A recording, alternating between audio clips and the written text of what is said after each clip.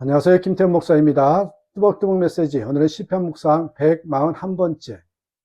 주님과 동행하는 자에게 반드시 나타나는 것은 시편 141편 1절에서 10절의 말씀 가지고 함께 뚜벅뚜벅 걸어가겠습니다. 시편 141편은 악한 자로 인하여 고난당하는 상황에서 다윗이 부르짖으며 드린 기도입니다. 1절. 부르짖는 내 음성에 귀를 기울여 주십시오. 여러분, 부르짖는 기도란 어떤 기도입니까? 살려주세요. 원수를 갚아주세요. 그런 기도 아닙니까? 4절. 내 마음에 악한 일에 기울어지지 않게 해주십시오. 악한 일을 하는 자들과 어울려서 악한 일을 하지 않게 도와주십시오. 그들의 진수성찬을 먹지 않게 해주십시오. 기도해 본 사람이 아니라도 이런 내용으로 부르짖는 것은 정말 이상하지 않습니까? 그러므로 시편 141편에서 우리가 주목할 것은 그 간절함보다 기도 내용입니다. 다윗이 이렇게 기도한 것은 그가 주님과 동행하는 사람이었음을 보여주는 것입니다.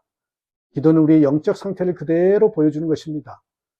다윗은 악한 자들로부터 사이좋게 지내자, 옳다, 그러다 따지지 말자, 좋은 것이 좋은 것 아니겠느냐 제안을 받은 것 같습니다. 그러나 다윗은 아무리 자기에게 이익이 되고 당장은 편할지라도 악한 자와 함께 할 수 없다고 결심했습니다. 그러면 어떻게 하자는 것입니까? 6절에 보면 그들은 통치자입니다. 그러므로 그들의 제안을 거절하는 것은 엄청난 희생과 고통을 각오해야 합니다. 2절에 보면 다윗은 하나님께 제사를 드릴 수 없는 형편임을 알 수 있습니다. 예루살렘에서 쫓겨난 것입니다. 그래서 자신의 기도가 하나님께 드리는 분향이 되고 제물이 되게 해달라고 기도한 것입니다. 다윗은 말을 조심하게 해달라고 기도하죠. 3절.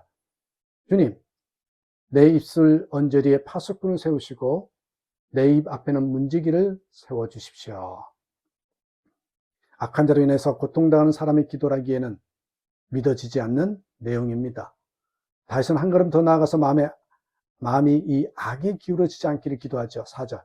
내 마음이 악한 일에 기울어지지 않게 해주십시오. 그리고 악한 자들의 진수성찬에 참여하지 않게 해달라고 기도했습니다. 4절. 악한 일을 하는 자들과 어울려서 악한 일을 하지 않게 도와주십시오. 그들의 진수성찬을 먹지 않게 해주십시오. 악한 자들과 어울리고 그들의 일에 동참하면 진수성찬을 먹을 수 있습니다. 그것은 권세와 부귀를 누리게 됨을 말합니다. 그러나 다윗은 그것을 포기했습니다. 그리고 그렇게 살게 해달라고 부르짖은 것입니다. 사업의 어려움으로 10년 기도하던 장로님, 연단이라 하셨습니다. 신방도 많이 했고 안수기도도 많이 했습니다. 점처럼 사업의 길이 열리지 않더니 한 번은 큰 기회가 왔더랍니다. 그런데 얼마 후 크게 갈등하는 것입니다. 이유를 물어봤더니 중요한 계약을 해야 하는데 법을 어겨야 하는 건이 하나 있다는 것입니다. 그것만 눈 감으면 큰 돈을 벌 수 있다는 것입니다. 정신 차리세요, 장로님. 10년의 연단의 열매가 겨우 이것입니까? 이제 가난이 아니라 감옥에 가시려는 것입니까? 우리가 이처럼 죄와 악의 유혹에 쉽게 무너집니다. 기도를 많이 한다고 해결되지 않습니다. 기도를 바로 해야 합니다. 다윗은 악한 자와 어울리지 않겠다고 결심하였을 뿐만 아니라 성도들과 빛 가운데 교제를 원했습니다. 악한 자에게 대접받느니 성도의 책망을 더 원하는 것입니다. 5절. 의인이 사랑의 매로 나를 쳐서 나를 꾸짖게 해주시고 악인들에게 대접받는 일이 없게 해주십시오. 우리도 그러해야 합니다. 잘못할 때 잘못한다는 말을 해줄 사람이 있어야 합니다. 우리가 주님과 동행하려 할 때 때때로 사람들로부터 오해를 받고 억울한 비난을 받을 수도 있습니다. 다윗도 그러했습니다. 그때 우리가 할 일은 다윗의 고백도로입니다. 6절.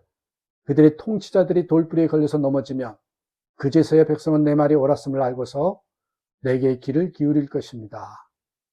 억울하다, 울며 불며 변명하지 말고 잠잠히 하나님께서 풀어주시기를 기도하면서 한결같이 주님의 인도하신 대로 사는 것입니다. 다윗은 어떻게 이처럼 기도할 수 있었을까요? 그는요, 악한 자의 결말을 알았기 때문이죠. 7절에 맷돌이 땅에서 부딪혀서 깨지듯이 그들의 해골이 부서져서 수월 어귀에 흩어질 것입니다. 그렇습니다. 확신이 없으면 할 수 없는 일이고 확신한다면 바보가 아닌 다음에야 다윗처럼 안 할 수가 없는 일입니다. 독약인 줄 알고 마실 사람이 어디 있겠습니까? 다윗은 어떻게 이런 확신을 가질 수 있었을까요? 주님과 동행하는 사람이었기 때문입니다. 8절 주 하나님 내 눈이 주님을 우러러보며 주님께로 내가 피하니. 다윗은 악한 자가 두렵지 않았습니다. 고난당하는 것도 두렵지 않습니다. 가난, 실패, 고생, 질병이 두렵지도 않았습니다. 그가 두려워했던 것은 따로 있었죠. 8절이죠. 내 영혼을 벌거벗겨서 내쫓지는 말아주십시오.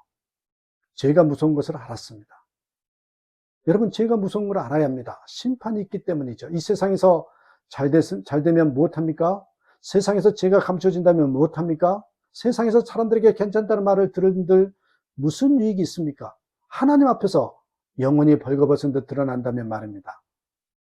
다윗이 이처럼 주님을 바라보는 사람이었고 주님과 동행하는 사람이 있기에 기도가 달랐던 것입니다. 기도하면서 계속해서 주님께서 주시는 말씀을 들었기 때문입니다. 말을 함부로 하지 말라. 마음에 악한 일에 기울어지지 않게 하라. 악한 일을 하는 자들과 어울려 함께 악한 일을 하지 말라. 그들의 진수성찬을 먹지 말라. 의인이 때리는 사랑의 매를 맞을지언정 악인들에게 대접받지 말라. 그래서 그런 기도가 나온 것입니다. 시편 141편은 기도하자마자 한 번에 기록된 것이 아닙니다. 읽기는 순간에 읽을 수 있지만 실제 기도한 시간은 1시간일 수도 있고 하루 종일일 수도 있습니다. 기도 중에 주님의 음성을 듣고 깨닫고 결단한 내용을 기록한 것입니다. 다윗의 기도가 이러하기에 하나님께서 다윗을 쓰신 것입니다. 사도 바울은 다윗의 생애를 아주 간결하게 그러나 그의 위대한 삶을 극명하게 보여주는 단 한마디로 표현했습니다. 사도행전 13장 22절 다윗을 왕으로 세우시고 증언하여 이르시되 내가 이새의 아들 다윗을 만나니 내 마음에 맞는 사람이라 내 뜻을 다 이루리라 하시더니 기도가 달랐던 것입니다. 그래서 솔로몬도 아버지 다윗을 보고 배운 대로 하나님께서 기뻐하시는 기도를 드리고 복을 받은 것입니다. 우리도 이런 사람이 되어야 하고 이런 기도를 드려야 합니다. 살려주세요. 원수 갚아주세요. 그렇게만 기도하지 말고 주님의 말씀에 귀를 기울이면서 주님이 기뻐하시는 기도를 드리자는 것입니다. 악한 자는 위협과 유혹으로 우리를 흔들고 있습니다. 몰라서 무너지는 것이 아닙니다. 의지가 없어서 악에 넘어지는 것도 아닙니다. 기도에 능력이 없으니 악에 무너지는 것입니다. 그러므로 기도의 끈을 놓치면 안 됩니다.